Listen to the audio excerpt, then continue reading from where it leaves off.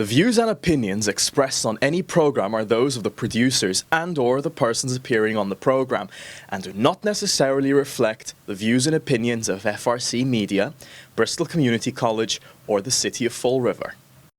This week on FRCMedia News, school starts in less than 2 weeks in Fall River, and we start our 2 weeks of previews. We begin speaking with candidates running in the September 19th preliminary election. And the Preservation Society of Fall River continues to make big strides in protecting the city's history. All this and more coming up.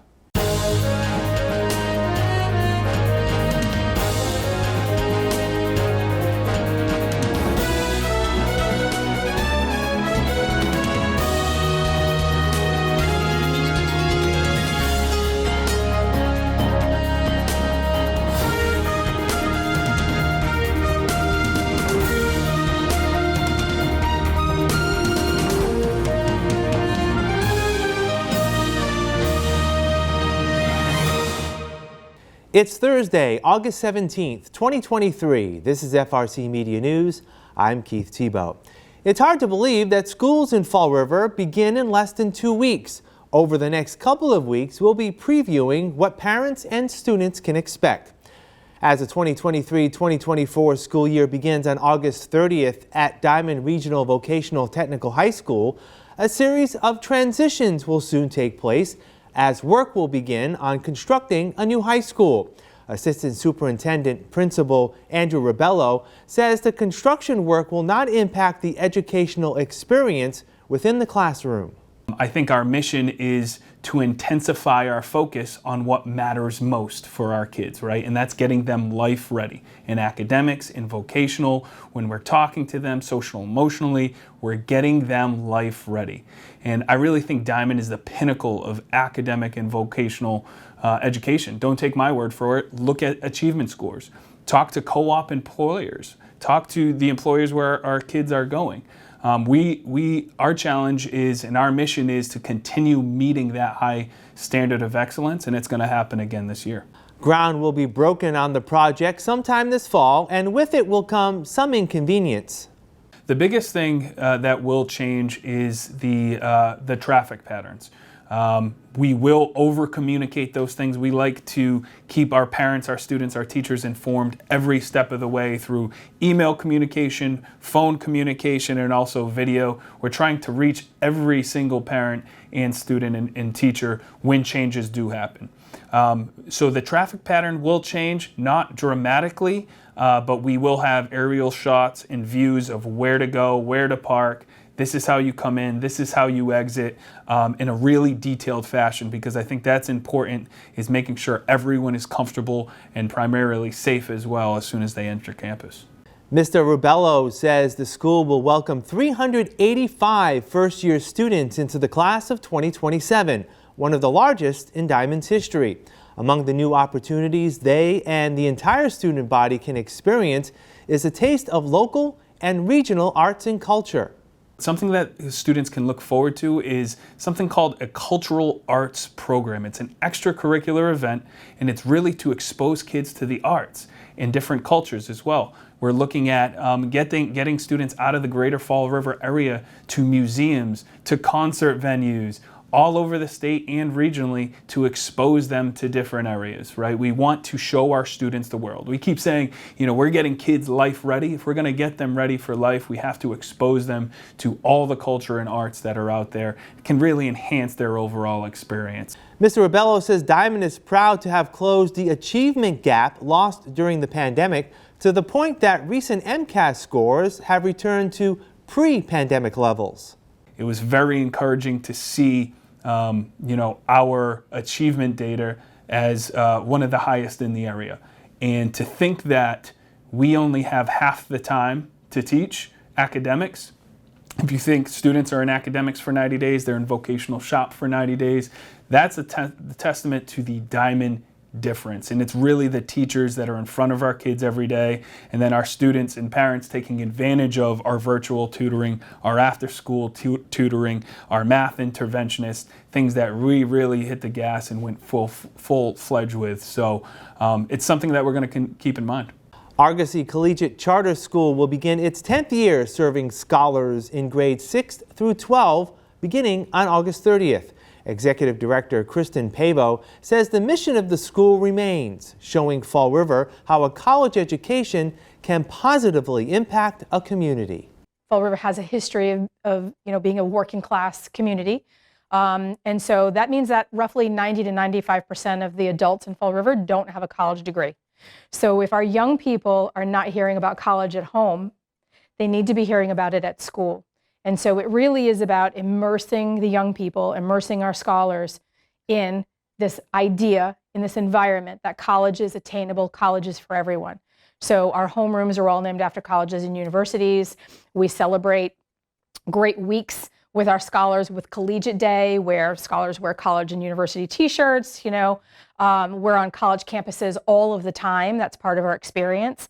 And so for scholars to really think and believe that college can be for them, they need to be shown. They need to see it. It can't just be words, and it can't be flags on the wall. The school will start with just under 600 scholars enrolled. Ms. Pavo feels Argosy provides a clear choice for parents seeking higher education options for their children. One of the things that we're really focused on is in making sure that the community knows all of their options for their children in education. When I wrote the charter for the school, there were only two public high schools in Fall River. There was Durfee and there was Diman. Well, now there's Durfee, there's Diman, there's Atlantis, and there's Argosy. And each school has a niche.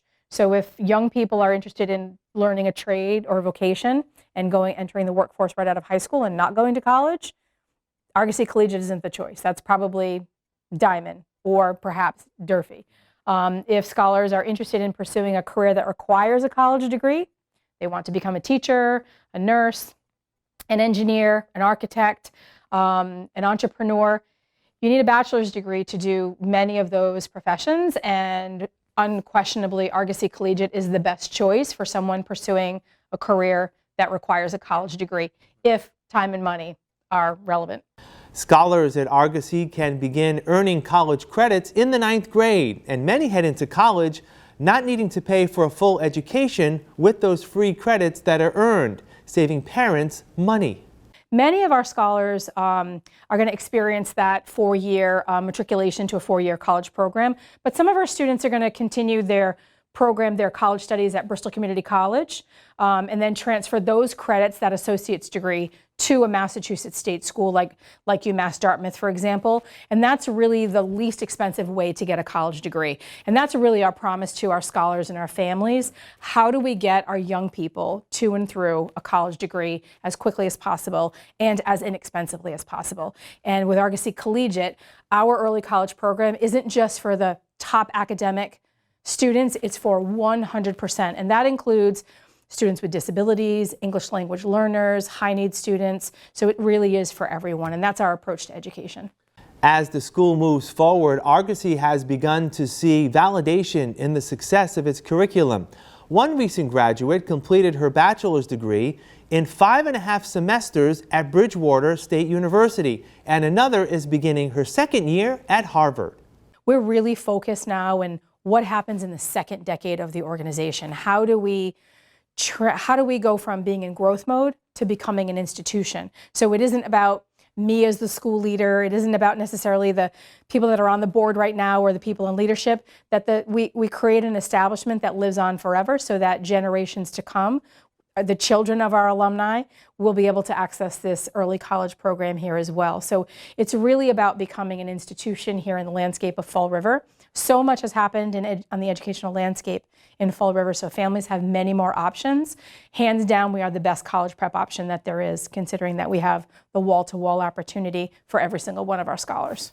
Next week, we'll preview what's ahead for the Fall River Public Schools and the Atlantis Charter School as they open up their new school years. The Fall River City Council this week once again postponed a vote on selling the former Bank Street Armory to a local developer, asking the Coogan administration to do more research on whether the historic building can be renovated and retained by the city as a public venue. The city is prepared to sell the property to local developer Alan Macumber for $200,000. Mr. Macumber plans to convert the armory into housing, with 20% dedicated to local veterans. Based on a study conducted in 2015, the city estimates all repairs would cost between $10 and $12 million, money the city is not willing to commit at this time. City Councilor Brad Kilby supported the sale, saying delays in selling other abandoned buildings have resulted in the property no longer being suitable for redevelopment. I do not want to see this become like the old police station. There was an article in the paper today, and let's just brass tacks here, my opinion. That police station is beyond repair. We've been through the mill with that. Various developers, it's just not feasible what has to be done. So there's going to be some tough decisions in terms of what we have to do with that. My question is, I guess, with that said, in terms of developers' reputation, an example of the police station, I would never want to see that happen to the Armory. That'd be a shame, and that's my worry. During a hearing on the sale of the Armory, City Councilor Sean Kadim asked City Administrator Seth Aiken if any of the city's remaining American Rescue Plan Act or ARPA money can be used for repairs. Mr. Aiken says it's possible, but the city is looking to use that funding for other priorities. The choice then is how much do we invest in a new DCM facility? And a portion of that would actually help to address garbage and all of our solid waste and recycling programs that really desperately need a revision and a review, which we've been in the process of. So I would go back to the priorities thing, is that you could probably find ARPA money to do that. At this point, I think the idea is that we really want to commit the ARPA money to streets and roads and water and DCM facilities, things that actually serve all of the public and are going to have an effect for a long time in the infrastructure of the city. Mr. Aiken says it's also possible the city's Community Preservation Commission could provide money to go toward a partial repair of the building if the city did decide to retain control. He added such a decision would come with a loss of revenue and added costs. Using the building by the proposal would add about $40,000 in taxes annually.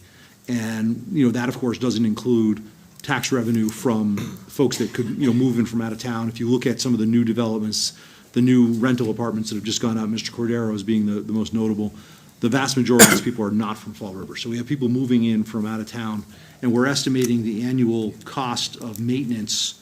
So janitor, heating, cooling, lights, the whole soup to nuts, maintaining the building, approximately $270,000 annually, year over year.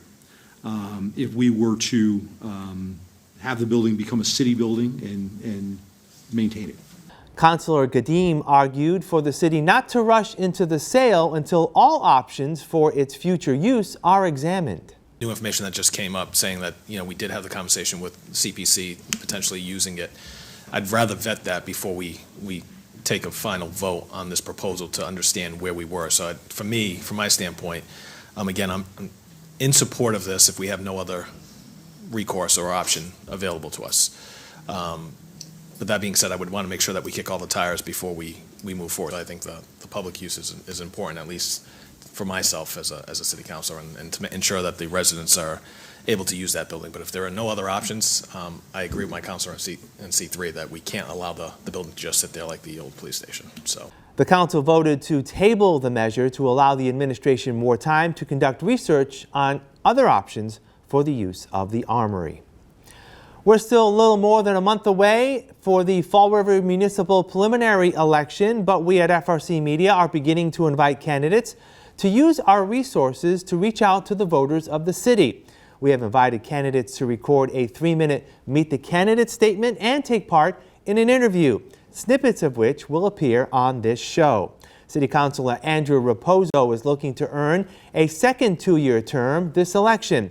He tells us he learned quite a bit during his inaugural term in office and is focused on building the city's arts and culture scene. One of the niches I've kind of found is arts and culture. And I've really found that can really be the heartbeat of a city. When you look at other places and you look at what they offer, arts and culture are very important, and I think it directly connects to tourism. So I've been very involved with collaborating with those individuals to seek either additional funding or just being an advocate for it. I know recently I worked with FRAC to secure some ARPA funding from Bristol County through the council to support their programs and also help artists on the ground who we all know were affected by COVID-19 and the lack of opportunities. So that grant funding will really help that move forward. And I really think it connects to beautifying the city and keeping it clean. Again, when you go through Fall River, you want to see a beautiful city, you want to see something that's vibrant, you want to see something that's clean.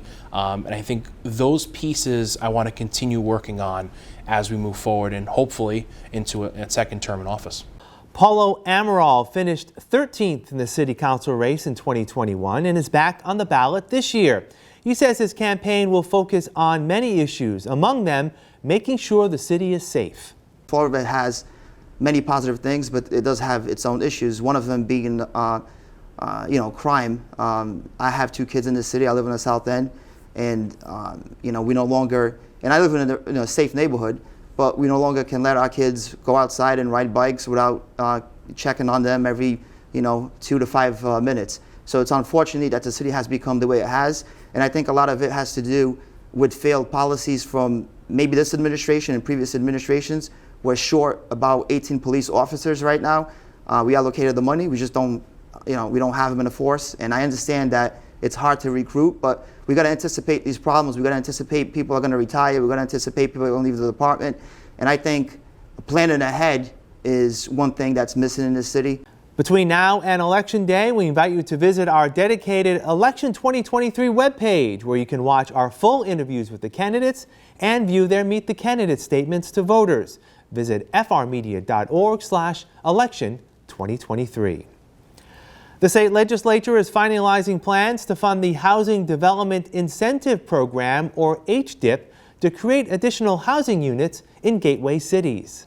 The Housing Development Incentive Program was created just for the gateway cities, and it was to transform them, to take some of the old buildings that no one knew what to do with, very costly to rehab, and turn them into much needed housing, market rate, not luxury, but a kind of a working class housing. And it has proven incredibly successful and high demand, and there's a huge waiting list for more. Currently, through the HDIP program, there's over 2,100 units right now on the drawing board to be implemented all over the state in all the gateway cities. Representative Fiola says once the program is approved, there will be more money available in the program this year. What we did is not only bring that up to $30 million a year, to reauthorize up to $30 million in tax credits from 10, but to also do an initial $57 million in the backlog. So this year alone, if we get this passed soon, we can get on the drawing boards, get those projects moving throughout the Commonwealth, not just Fall River, everywhere, that are on the drawing board immediately, and then people moving forward know that there's this pool of money. Now, it's not just giving out these credits. You've got to apply, and it's a very extensive process, but it will ensure that we will be moving forward, building more housing in the Commonwealth, which is vital and so needed right now.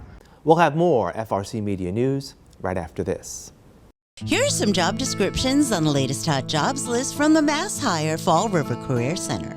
Direct Store Delivery Manager. Raw Seafoods, located at 481 Current Road, is looking for a full-time direct store delivery manager, responsible for overseeing the planning, organizing, and controlling of production in a safe manner.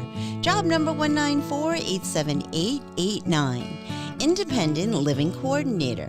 Southeast Center for Independent Living, located at 66 Troy Street, is seeking a full-time bilingual Spanish-speaking independent living coordinator, responsible for assisting persons with disabilities and helping them achieve goals toward greater independence. Job number 194-90884. Electro-Polisher. New England Electro-Polishing, located at 220 Shove Street, is looking for a full-time electro-polisher, responsible for setting up electro-polish equipment to treat surfaces. Job number 194-91320. Medical Records Clerk. Dr. Jose A. Montero, located at 211 Milliken Boulevard, is looking for a full-time medical records clerk. For more information, call 508-674-5200.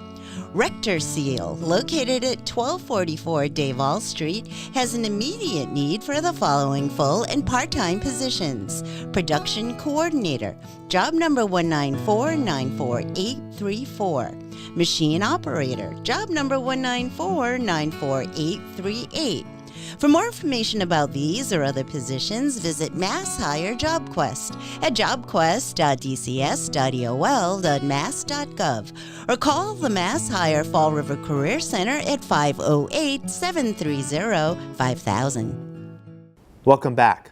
In recent months, the Preservation Society of Fall River has celebrated a pair of achievements cementing its impact in protecting the historical look of the city.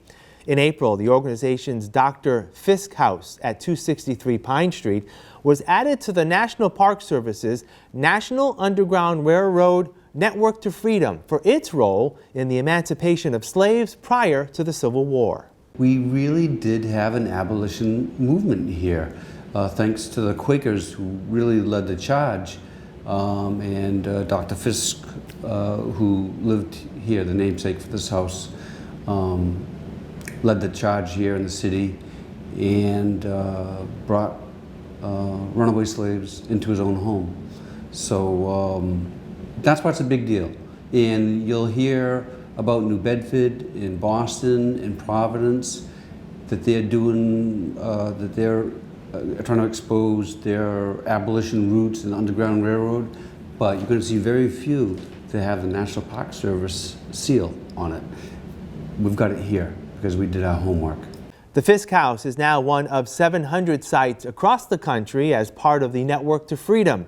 The house is currently being renovated with the goal of creating 7 affordable and market-rate rental units within the city's protected historic district. We've done most of the work on the exterior thanks to the Community Preservation Committee here in Fall River. We've got several grants which cover a lot of the work. So that was a big deal. And then the interior, we actually have apartments in this house, and so each apartment that comes open, we've been rehabbing. We have a goal of making housing for people that's beautiful and respectful, because whether someone's in a low income or in a market rate housing, you know, everyone deserves some dignity. So this is a low income neighborhood. So it's, you know, we can't really do market rate very easily here. And so we're just making awesome housing for what we can. In May, the organization collaborated with the city's Historical Commission to release Fall River's first preservation design guidelines aimed at providing assistance on how to maintain historic structures. The city has, you know, a multitude of historic properties, whether you want to call them older homes or historic properties, either way, they're worthwhile noting. And so these design guidelines, which are available online on the city's website and on the Preservation Society's website, they're available to homeowners and contractors alike. So even if you're not in the historic district, if you just have an older home and you want to see, maybe you want to try to maintain it, or maybe you want to bring it back to its historical look, you can use these design guidelines as guidelines to go by. The guidelines provide a path for owners to retain the historic provenance of their homes. Well, you look mostly at the exterior envelope of a home. Windows, do you replace windows, do you repair windows? And it's not an absolute, you know, there are some times when it's okay to replace your windows, but if you replace your windows, you want to do it with windows that complement the home. And so the design guidelines go into that. It goes into roofing materials, what would be recommended. It goes into siding. Of course, you know, there's all different types of siding. And, you know, vinyl siding in general is not acceptable because 2 reasons. One, because you lose aspects of the historic nature of the home, but also there are times when you can have damage behind the vinyl siding and it's lost until it shows up in bad ways. So there's the siding. It covers really everything you can think of. Basic maintenance, windows, siding, roofing. It's very comprehensive. Along with the restoration projects, the Preservation Society is also looking to support local historical education initiatives. The idea of us creating a museum for the Underground Railroad, and that's ongoing. So I'd love to think it'd be a year, but it might be 2 years. But we're doing work on that right now to get that Underground Railroad exhibit up and running. We're working on a walking tour of the city's abolition movement, because there are several properties just in this neighborhood that were part of the Underground Railroad. The idea of creating or expanding historic districts in combination with the city's historic commission. So I think they're hoping to do some expansion, and we will probably be as supportive as possible with that. The Great Feast of the Holy Ghost of New England will kick off next week at Kennedy Park. The festivities begin Wednesday night with the recitation of the Holy Rosary and the serving of the Holy Ghost soup. Thursday will feature entertainment and the illumination of Kennedy Park. On Friday, the Feast Committee will present local and international officials. Saturday begins with the Bodo Tolit Parade, followed by a full day of entertainment. Then on Sunday, Mass will be celebrated at St. Mary's Cathedral at noon, followed by the crowning procession at 2 p.m. We will wrap up this edition of FRC Media News after this.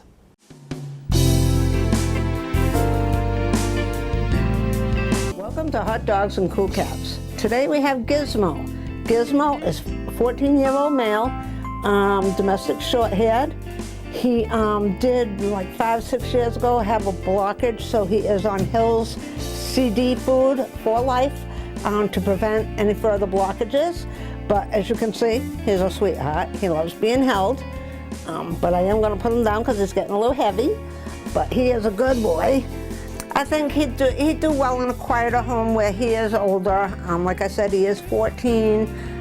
He is sweet. He does, like to play. He loves attention, as you can see. He loves to be pat. It's just where he's older, I figure, a more quieter home for him. Kids, I'd say older kids, just because we're, his age. Probably no dogs for him. Other than that, it's just the CD food for life, Hill's CD food, to prevent further blockages. If you'd like to meet Mr. Gizmo, come on down to 300 Linwood Street. He would love to meet you. Here we have Miss Autumn. Autumn here is a 3-year-old pitty.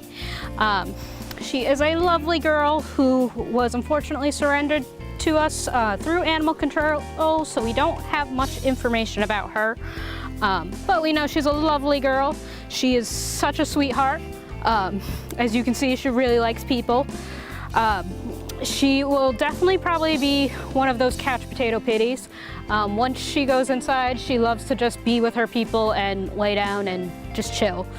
As with all of our pitties, we would prefer you guys to own your own home, preferably with like a fenced-in yard. She is a sweetheart. If you guys are interested in Autumn, come on down to Forever Paws Animal Shelter and see this wonderful, lovely, bouncy girl. That'll do it for this edition of FRC Media News. Visit our website, frmedia.org, for the latest news and local information. FRC Media News airs Thursdays at 6 p.m. and Fridays at 5:30 p.m. For all of us at FRC Media News, I'm Keith Tebow. Have a great weekend. We'll see you next Thursday.